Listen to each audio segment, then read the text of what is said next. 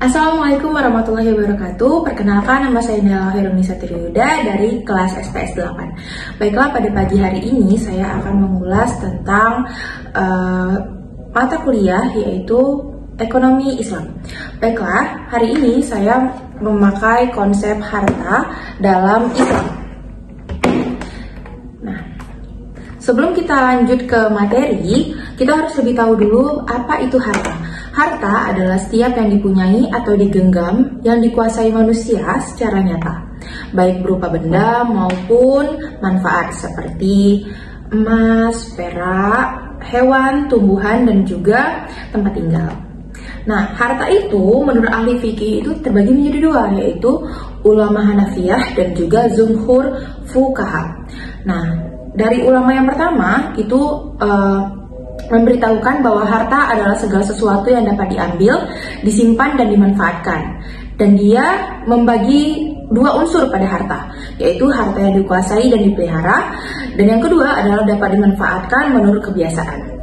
Nah, untuk ulama ahli fikih yang kedua, yaitu dari jumhur fuqaha, harta adalah segala sesuatu yang bernilai dan jika rusak maka orang yang merusaknya mesti menggantinya. Nah, harta bukan sekedar materi tetapi juga termasuk manfaat dari suatu benda karena yang terpenting adalah manfaat dan juga zatnya. Baiklah, slide selanjutnya.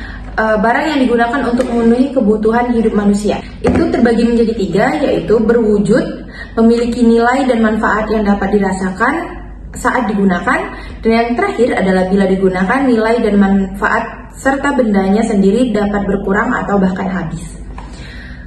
Oke, untuk slide selanjutnya adalah bentuk dan jenis harta dalam Islam. Nah, itu juga terbagi dua, yaitu barang bebas dan juga barang ekonomi. Nah, barang bebas adalah barang yang tersedia, yang berlimpah dan sangat mudah untuk ditemukan. Contohnya udara dan juga air, karena dia sudah disediakan dari Yang Maha Kuasa.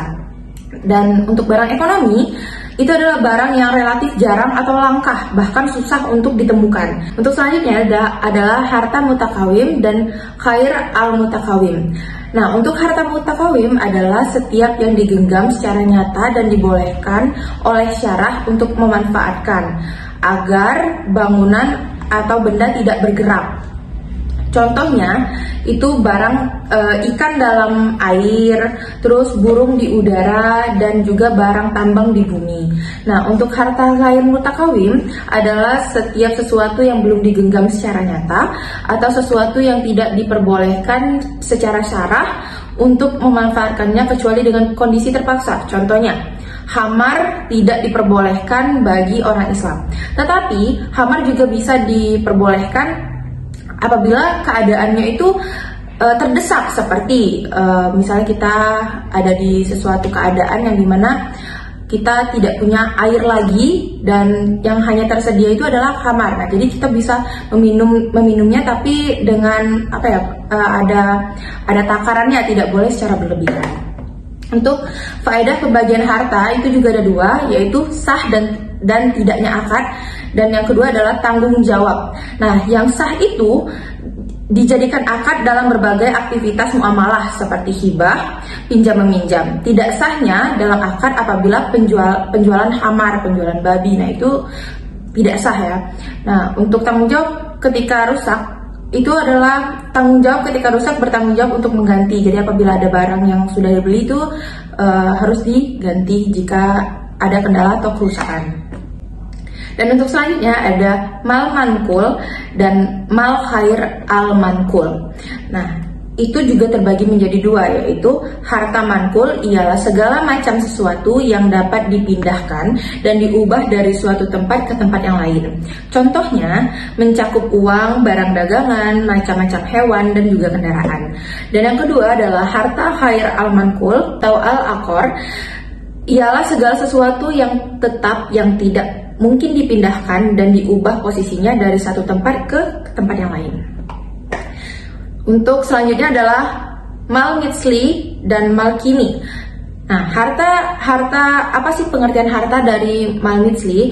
Yaitu harta yang memiliki persamaan atau kesetaraan di pasar, tidak ada perbedaan pada bagian atau kesatuan. yaitu perbedaan atau kekurangan yang biasa terjadi dalam aktivitas ekonomi. Nah, mal misli ini juga terbagi menjadi 4, yaitu harta yang ditakar, yaitu gandum contohnya. Untuk harta yang ditimbang itu ada kapas dan juga besi, harta yang dihitung itu ada telur, harta yang dijual dengan meteran itu ada kain. Oke, untuk harta kini adalah harta yang tidak memiliki persamaan di pasar. Tidak ada persamaan menurut kebiasaan antara kesatuan pada nilai seperti binatang ataupun pohon. Nah, harta yang dapat dibagi dan harta yang tidak dapat dibagi itu juga terbagi menjadi 2, yaitu harta yang dapat dibagi ialah harta yang tidak menimbulkan suatu kerugian atau kerusakan bila harta itu dibagi-bagi. Nah, untuk yang kedua adalah harta yang tidak dapat dibagi. Nah, itu adalah harta yang menimbulkan suatu kerugian atau kerusakan apabila harta tersebut kita bagi. Untuk harta pokok dan harta hasil. Harta pokok ialah harta yang mungkin darinya menghasilkan harta yang lain, dan harta hasil adalah harta yang terjadi darinya harta yang lain. Untuk fungsi harta yang sesuai dengan ketentuan syara, antara lain itu ada 3. Berfungsi untuk menyempurnakan pelaksanaan ibadah yang khas. Yang kedua adalah untuk meneruskan kehidupan dari satu periode ke periode berikutnya. Dan yang terakhir untuk melaraskan atau menyeimbangkan antar kehidupan. Kepemilikan harta dalam Islam itu ada 5. Nah, para ulama membagi 5 macam kepemilikan, yaitu kepemilikan individu, kepemilikan umum, kepemilikan negara, kepemilikan mutlak, dan kepemilikan relatif. Ada beberapa ketentuan hak milik pribadi untuk sumber daya ekonomi dalam Islam, yaitu ada harta kekayaan harus dimanfaatkan untuk kegiatan produktif, pembayaran zakat serta pendistribusian, yaitu produktif dan konsumtif. Dan yang terakhir adalah penggunaan yang berfaedah untuk meningkatkan kemakmuran kesejahteraan material sampai spiritual. Nah, dampak harta halal dan haram. Nah, mereka telah mendurhakai Allah. Yang kedua, harta yang masuk dalam tubuh manusia berhubungan dengan amal jasadi. Yang ketiga, orang yang suka memakan harta yang haram menyerupai kaum Yahudi. Dan yang keempat adalah makanan dari harta haram penyebab terhalangnya doa.